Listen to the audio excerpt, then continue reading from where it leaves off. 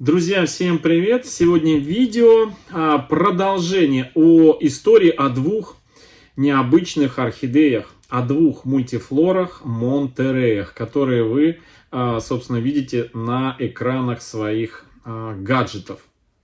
Это, друзья, две орхидейки, два монтерейчика, мультифлорочки.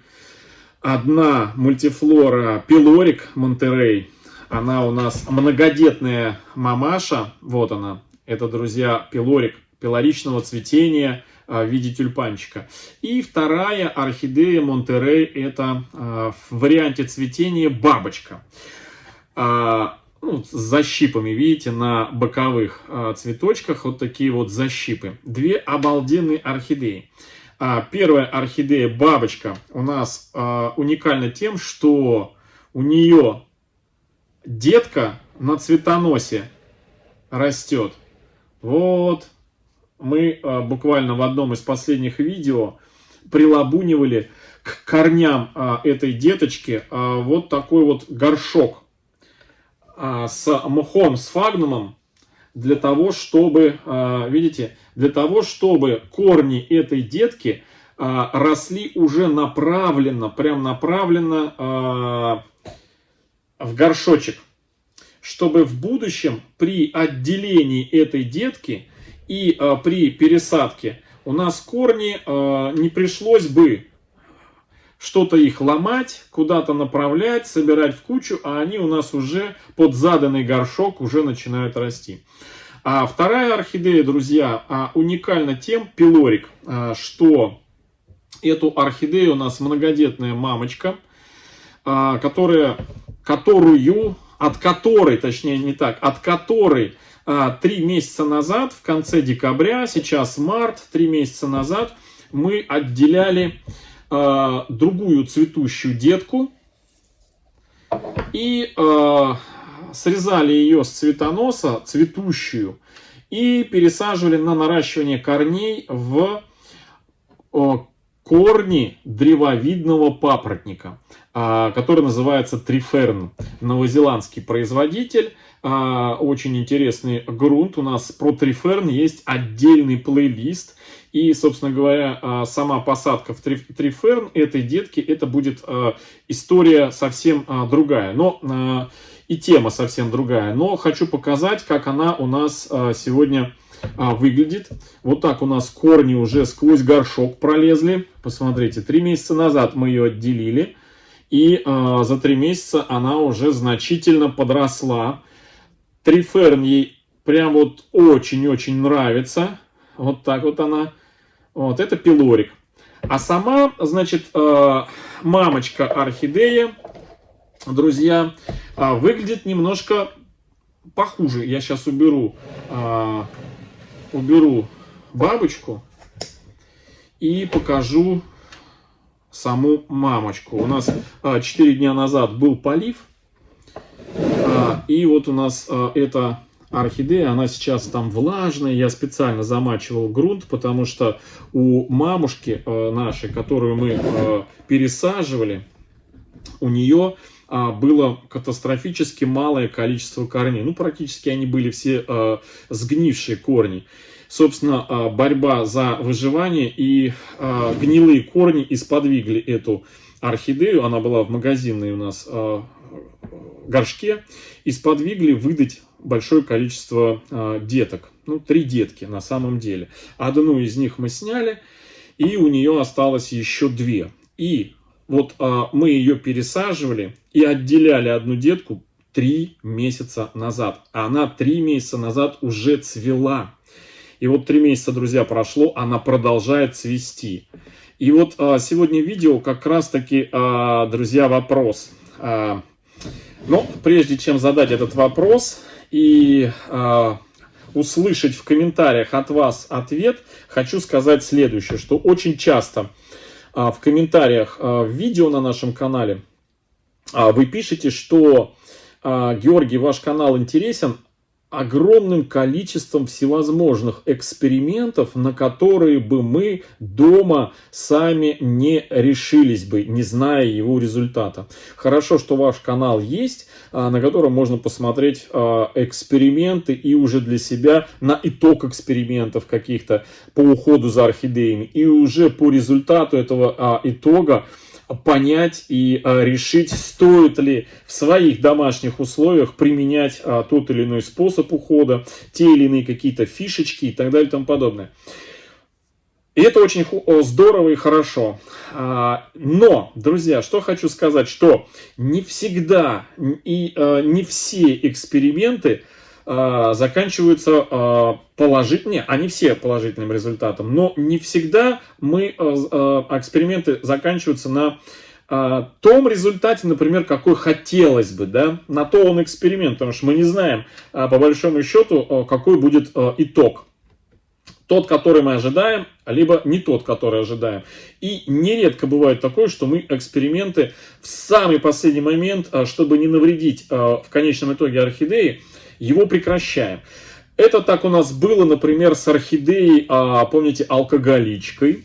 Вот, орхидеи, которые мы, помните, 3 орхидеи, которые разными там спиртными напитками мы удобряли, услышав неоднократные отзывы орхоманов, которые подкармливали свои орхидеи красным вином. Но оказалось так, что в России настоящее хорошее красное вино, которое не химия, найти практически в магазине невозможно, а то химическое вино, которое продают, оно совсем непригодно для применения для орхидей.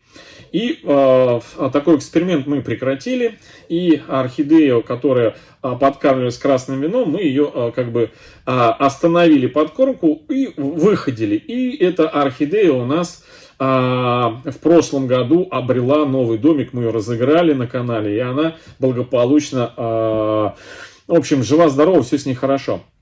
Другой эксперимент у нас была орхидея, 2 года без грунта росла, жила, но в нашем сухом, жарком климате волгоградском выращивание орхидей в открытой системе приравнивается, наверное, к архаманскому подвигу. Поэтому 2 года орхидея росла, мы решили ее больше не мучить и посадили в грунт ее прекрасно, с воздушными корнями. И она прекрасно себя чувствует. В общем, разных экспериментов у нас было на канале немало, где мы их прям в самый последний момент, если что-то не так, заканчивали. Вот и сегодня, друзья, у нас есть вот эта вот орхидея Монтерей. Мы за ней прекрасно наблюдаем. Все, она красивая, цветет.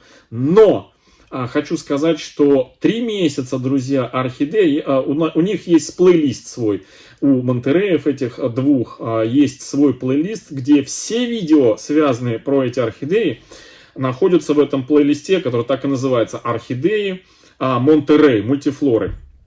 И там прекрасно видно, как вот эта вот орхидеечка, друзья, в каком она состоянии, когда мы ее потрошим, пересаживаем, отделяем вот эту детку. Детка прекрасно себя чувствует, все, корни наращивает.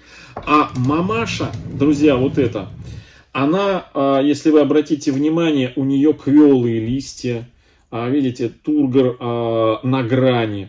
Кончики еще 2 листов начинают желтеть, да, то есть питательные вещества орхидея начинает вытягивать из этих листьев ради продолжения вот этого цветения. А здесь, друзья, цветет один из старых цветоносов, вот он, верхние 3 цветочка. И цветонос на детке, посмотрите, из одной почки, вот здесь вот, видите, почка на старом цветоносе, вот она, почка была, она распочковалась, вылезла детка, и из этой же почки вылез маленький вот этот цветонос. То есть орхидея сейчас тратит силы не на то, чтобы наращивать корни, которых у нее нету.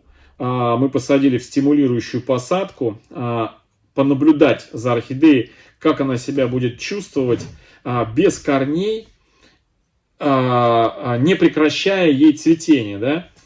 И вот плюс и с другой стороны у нее вторая вот она детка, да, которая наращивала корешочки. Один там корешочек у нас ушел уже в этот, как его, в мох. Ну и все, собственно. И детка потихонечку вот она продолжает расти. Но сама мамашка у нас, видите, чувствует себя очень-очень неважно. Тратит силы на цветение и вот на этих деточек. И вот здесь вопрос, друзья. Будем ли мы смотреть дальше, что будет с этой орхидеей? Или, скажем так, ну понятно, что эксперименты это хорошо, и хочется посмотреть, что будет, но в принципе здесь уже как бы на грани, да, хочется освободить орхидею вот от этих вот цветов, срезать их, срезать цветонос у детки, срезать цветонос цветущий у мамы, чтобы эта орхидея уже, ну скажем так, перенаправила свои силы от цветения к собственному росту, к собственному наращиванию корней. Переключить ее от периода цветения на период вегетации, да, чтобы она начала растить и листики, и корешочки, и чтобы мы могли ее уже полноценно стимулировать, взбадривать, подкармливать, чтобы она постепенно возвращалась к полноценной жизни и чувствовала себя хорошо, как ее сестра, которая у нас до сих пор тоже цветет, тоже уже достаточно долго. Это тоже детка цветет, друзья, на цветоносе. Вот. Сама мамаша-то она, вон она, у нее корней здесь полно, хотя и есть немножко и подгнившие корни с другой стороны. Здесь, кстати, удобрения заложены пролонгированного действия, видите, удобрения вот в этих вот шариках. Вот. И орхидея одновременно здесь и наращивает листья. Вот, вы можете посмотреть новенькие. И наращивает свои собственные корни.